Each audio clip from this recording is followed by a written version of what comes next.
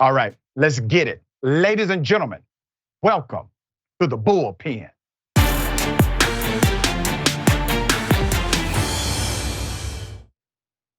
All right, he's back in the Bullpen. We have none other than conservative talk radio extraordinaire, politically misguided, yes, and a dear friend most of the time. We're still working on our relationship. Shelley Wynter. How are you, my brother? Good to see you. Hey man, good to not see you. Where are you, sir? I'm in Kingston, Jamaica, with the brought her down to see where my family's from, and gonna spend a couple days here. Going to the greatest reggae dub club in the world called Kingston Dub Club Sunday, and very excited about that. Seeing my brother and his wife down here, just spending a couple days. Good for you. Trump spent a couple of minutes inside of the Fulton County Jail. Your buddy, I see you provided a picture for our production team while you are, on vacation. So he has been arrested again. Technically, the other indictments led to arrest, but not a real arrest. He's been fingerprinted. He's been actually booked and has a mugshot. Let me first ask you just about procedure here. Sheriff Labat said, listen, if you have an indictment from Fulton County, you will receive the same treatment as anyone else who receives an indictment, felony indictment inside of this county. Do you think that was a proper move by Sheriff Labat or not? I do. I mean, it is what it is, and I think it was a proper move. Full disclosure, the Labats, his wife Jackie, and Sheriff Labat are dear friends. I've known them for years. They've supported my efforts in radio for many, many years. So yeah, I do think it was the right move. But I think also it was the move that the Trump team has wanted for a while. They have not shied away from this. They are going to use this. He's already got it on DonaldJTrump.com. He got kicked off of Twitter a couple years ago. He hasn't done anything on Twitter since he started Truth Social. As soon as that mugshot dropped publicly, they dropped it on Twitter. His first post on Twitter was the mugshot with the quote "Never Surrender" underneath, and then the website DonaldJTrump.com. So I think they want this. They want this. They want this fight. I don't think they want this fight. I do think he's a master at transferring energy that's negative and making it a positive for himself, right? Fair enough. Because remember, the first time he got indicted, they literally created a fake mugshot that looks very similar to the pose he has right now. And so that pose, ironically enough, is the same pose they used when he did not get a mugshot. And they utilized it as propaganda. But at least this time the mugshot is genuine, which is probably one of the few times he has told the truth. So let's talk about Bonnie Willis, the district attorney, right? So the DA, she's doing these pre-negotiated opportunities at bond, which actually is normative for high profile cases. Nothing abnormal about that. This is a courtesy extended to individuals in this particular scenario. But she also provided routine parameters for the bond, saying things like, in order for you to maintain the bond agreement, you cannot intimidate those who are co-defendants, and you cannot intimidate witnesses or potential witnesses directly, indirectly, etc. People on the right are bent out of shape about this, Shelley, but the language is boilerplate language. Absolutely. When it comes to prosecuting under the RICO Act. Why do you think people are saying, well, wait a minute, that's unfair, when that's how it's been for decades when you are arrested and indicted under such a scheme as this? I think because some of them are reading into that language that conversations and or tweets and or public statements about the case will be read as intimidating witnesses. When you start, and you're right, it is boilerplate, but in a high profile case, there's no precedent for this. So precedents for this. So I think it's a little bit different. Yes, John Smith gets a bond in Fulton County. He can't intimidate witnesses. We know what that looks like. But if John Smith is a high profile person that stays on social media, oh, by the way, he's actually currently running for the president of the United States, and he has to still campaign. What can he say and not say that won't be charged as, and I'm doing air quotes here, charged as intimidating witnesses. Can never surrender be seen as intimidating witnesses? It's quite viable that the DA, Fonnie Willis, can say, oh, you just posted never surrender. Were you telling your co-conspirators not to give in or not to cut plea deals? So that's the danger. That's why people on the right are saying that, because we all know, well, I'm not saying we all know, you and I mean, you should know a lot of this is politically motivated. I'd say 100% of it is politically motivated. So, and when under those circumstances, it does become slightly unfair to tell someone what they can and cannot say, especially while they're running for president of the United States. Well, let's back up a bit. I think there's a political angle. I don't think it's 100% politically motivated because there is there. Individuals did sign an affidavit swearing, affirming, and attesting that the statements submitted were true.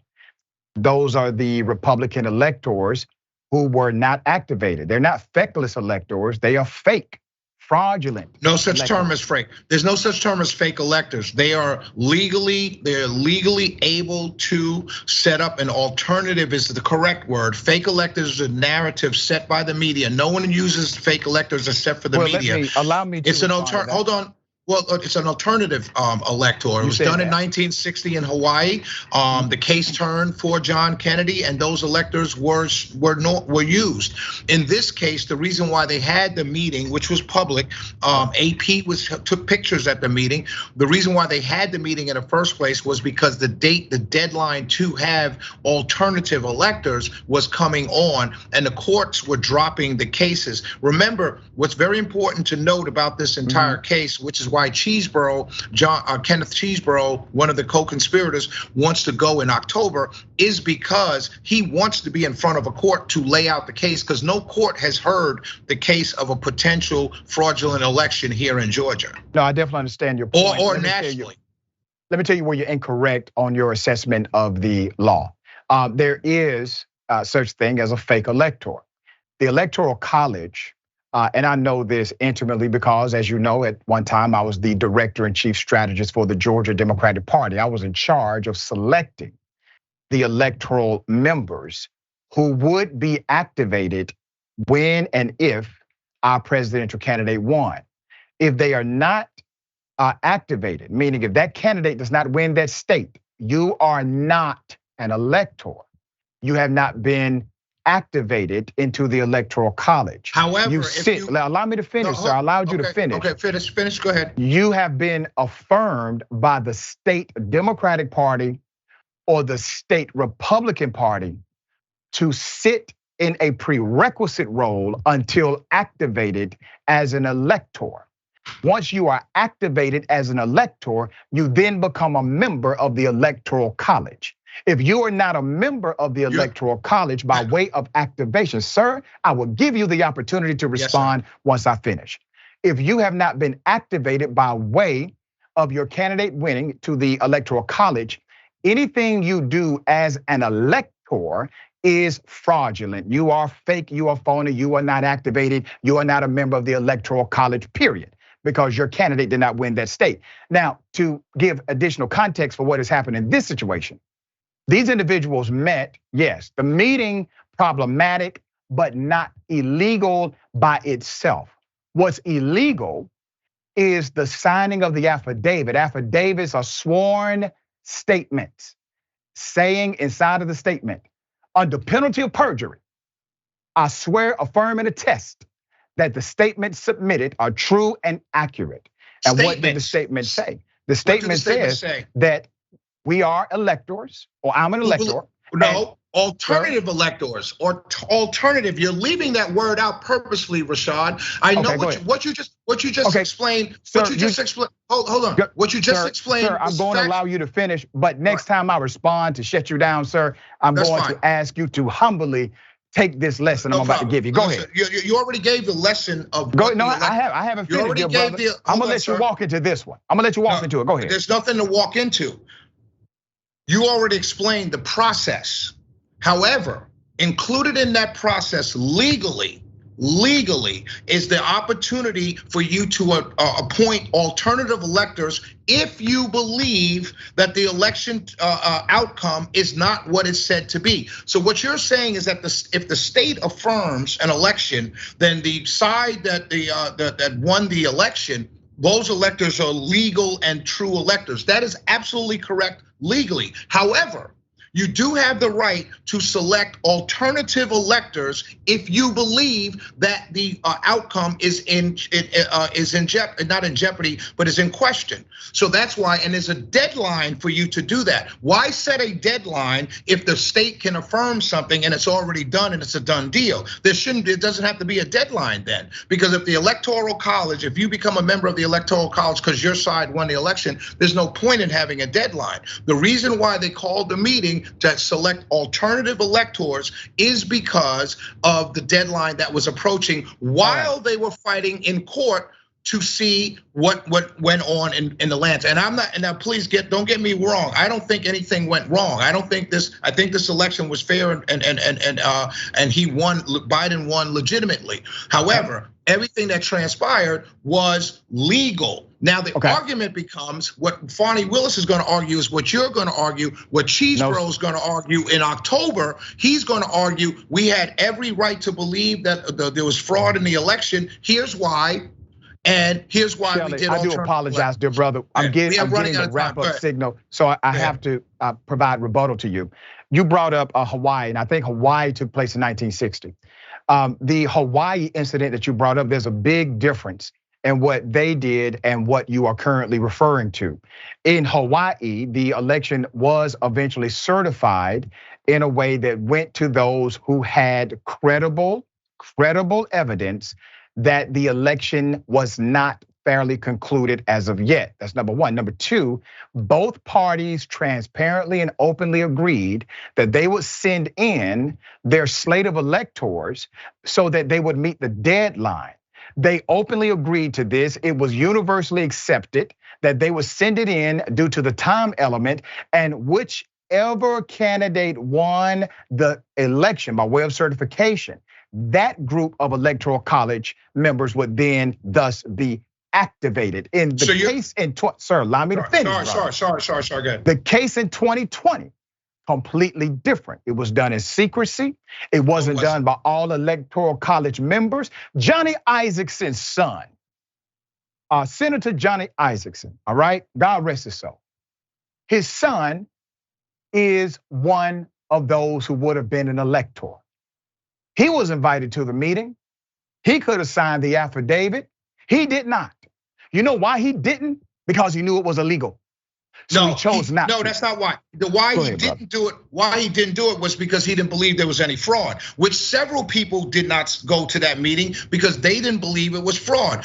Brian Kemp didn't believe it was fraud. He didn't call for a special session. So this idea that because people didn't show up to the meeting, somehow that the other people were doing something illegal is come on, it's false. But in the 1960 case in Hawaii, they agreed to do something. In this case, if the other side who the record shows was winning or won the election, they wouldn't. The Democrats in Georgia never agreed to meet and say, let's go through a recount. Brad Raffensperger, Secretary of State, certified the election 2-3 days later. There was never a conversation about not certifying or having a meeting or coming together. That's just the difference in the times we live in. That's not doesn't make it illegal, sir. And let me wrap with this. It's going to be interesting to see, based on the statutory reading.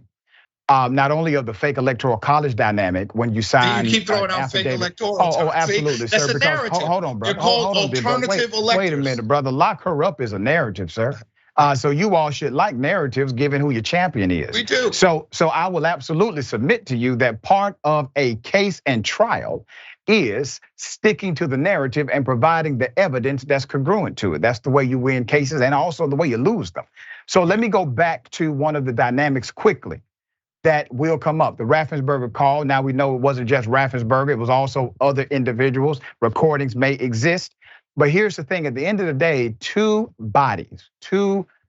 juries said, yes, this man deserves to be indicted. The special purpose grand jury in Fulton County, and then the normative grand jury afterwards. They all looked at evidence and have concluded that this needs to be an indictable offense, and thus the indictments came. Do you argue against the reviewing of the evidence that they see or they saw that we do not? We have not seen the evidence that they have seen. Are you suggesting that you can conclusively say that Donald Trump did not, in fact, violate Georgia law?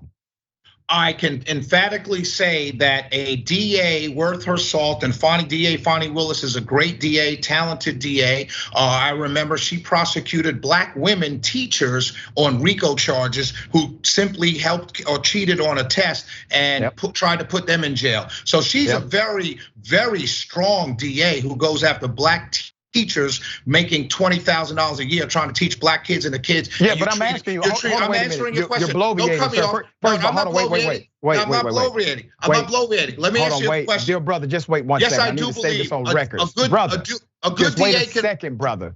I need to say this on record. Go ahead, sir. I need to put this on record. Yes, sir. I opposed Fonnie Willis when she was a senior prosecutor prosecuting teachers in this city. Go ahead. Let me ask you a question. Let me ask you a question.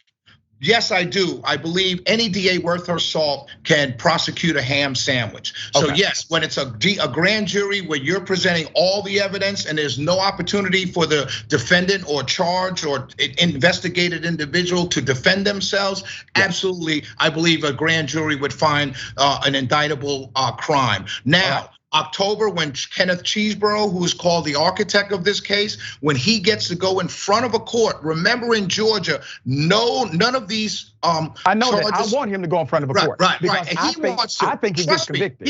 He wants to. He wants to go in front of a court. I know. Listen, that's when he gets to call Raffensperger, Gabriel Sherling. This is going to embolden or validate, right? It's going to do one or the other at the end of his verdict. More importantly than that, Rashad, whether he gets convicted or not, what he's going to be able to do is throw the evidence that they saw that no court has seen, no jury has seen, because remember the courts here in Georgia threw out the cases before he even got that far. So now he gets to argue, he gets to question, and that's why he's the one that wants to go first. I don't necessarily think that's a bad thing. I have my reasons for that. All right, dear brother, always a pleasure having you on the show. Always a pleasure. I'll bring you some liquor back from Jamaica, my brother. You know I don't drink, man. That's why I'm gonna bring you back some liquor. Have a good day, man. I appreciate you, brother. All right, Love you, brother. Love you back, man.